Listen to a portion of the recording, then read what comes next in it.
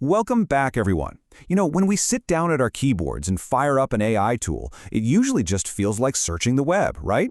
Or maybe typing up a standard document. It feels free. But here is the reality we're going to unpack in this module.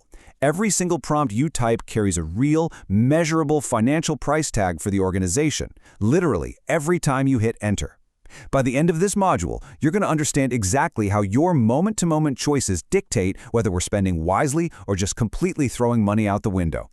For those of you tracking our journey, this is part 2 of our 5-part training series from Virtualization Options LLC. Today, we're tackling something absolutely crucial, how your daily AI habits directly dictate our infrastructure costs. We're going to look at the silent budget drivers that most users completely miss. But, you're going to be an absolute expert on them by the time we wrap up. So here is our playbook for today. First, the model choice dilemma. Second, frontier versus routine models. Third, the hidden output multiplier. Fourth, the double cost tax. And finally, writing cost-conscious prompts. All right, let's jump right into Section 1, the model choice dilemma.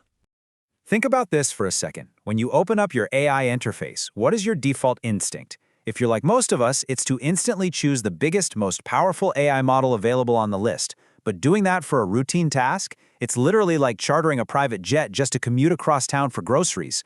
You wouldn't do it in real life because it represents a complete lack of operational judgment. Matching the vehicle to the distance you actually need to travel, well, that's just smart business. Which brings us to Section 2, Frontier versus Routine Models. Imagine we have 3 distinct AI vehicle tiers. On one end, we have the mini tier. Think of this as your trusty commuter car. It's incredibly fast, super efficient, and absolutely perfect for basic classification, extraction, routing, or quick summarization. In the middle, the mid-tier handles your standard drafting and structured analysis. And then on the far end, the frontier tier, that's your private jet. These models carry a massive price premium, so they absolutely must be reserved strictly for the heavy lifting.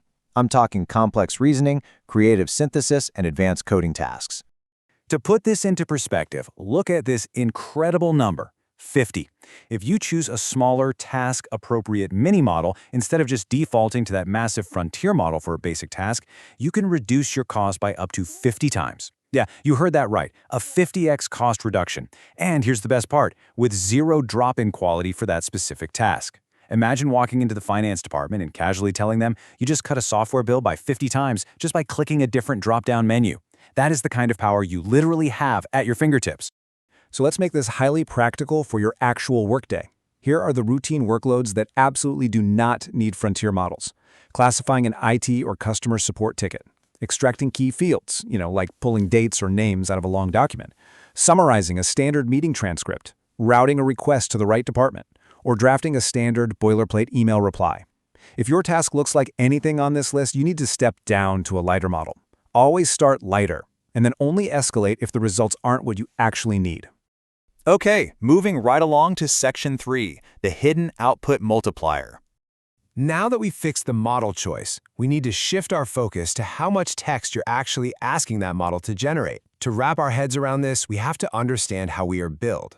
We're billed by tokens, which are basically just tiny chunks of text. But here is the massive asymmetry that most users have no idea even exist. Output tokens, meaning the text the AI actually generates and sends back to you, are typically billed at a significantly higher rate than the text you put in. This means when you casually ask an AI to be thorough or elaborate or comprehensive, you are directly spiking the single most expensive part of the transaction. You are literally telling the meter to spin faster. And that dynamic leads us to this multiplier right here, 5 to 10. When you throw a super vague request at an AI and say something like, hey, give me a full breakdown of this topic, you create instant output inflation. The AI panics a little and tries to cover all its bases, generating 5 to 10 times more tokens, and therefore 5 to 10 times more cost than if you had just sent a highly targeted request. And honestly, here's the absolute worst part. This is for the exact same underlying information need. You are paying 10 times more for filler you didn't even want in the first place. Which leads perfectly into Section 4, the double cost tax. Here is the painful reality. When you generate a massive, sprawling response, your organization actually pays a tax twice. First, you pay in hard infrastructure dollars for all those expensive output tokens the AI just generated. But then it gets worse. You pay a second time in human minutes, your salary minutes. Because now you're sitting there wasting time reading, scrolling, and filtering through 5 huge paragraphs of AI-generated fluff, just trying to find the one single sentence you actually needed to do your job. It's a huge drain on our infrastructure and, frankly, a massive drain on your daily productivity. I want you to basically burn this quote into your memory right now. A decision needs one answer, not 5 paragraphs of analysis. Think about it. A data extraction needs a simple table, not a narrative essay. A status check needs a status, not an executive summary. Getting a massive, sprawling AI response isn't a success story. It's almost always a failure in prompting. Matching your desired output format to your actual real-world information need is a discipline. And it's a discipline that saves us money every single day. So let's talk about how to fix this right now. Section 5, writing cost-conscious prompts. Here is your actionable playbook to fix this bad habit in about 5 seconds before you hit send. We've got a costly prompt and a cost-conscious one. The costly one looks like this. Give me a thorough analysis of the options with full context and examples. Now sure, it feels responsible. It sounds professional, but behind the scenes, it's a total token nightmare. Now compare that to the cost-conscious prompt. In 3 bullet points, list the top options with 1-line rationale each. By simply adding concrete constraints, you instantly stop the model from rambling. You save infrastructure cost, and you get exactly what you need right away. I strongly encourage you to permanently add this rapid mental checklist of phrases to your daily prompting toolkit. Start ending your prompts with constraints, things like in 3 bullet points, or in 2 sentences, or as a single recommendation. Even under 100 words works wonders. And hey, if your specific API or tool allows it, get really comfortable using the max tokens parameter to set a hard, non-negotiable ceiling on response length. Specifying your desired output format and length directly in every single prompt is hands down one of the absolute fastest ways to slash your personal AI cost footprint. As we wrap up this module, I want to leave you with one final provocative thought to take into the rest of your workday. Right before your next AI interaction, when you're hovering your mouse over that send button, just take a breath and ask yourself, does this task really need a 5-paragraph answer, or did I just ask for a novel by accident?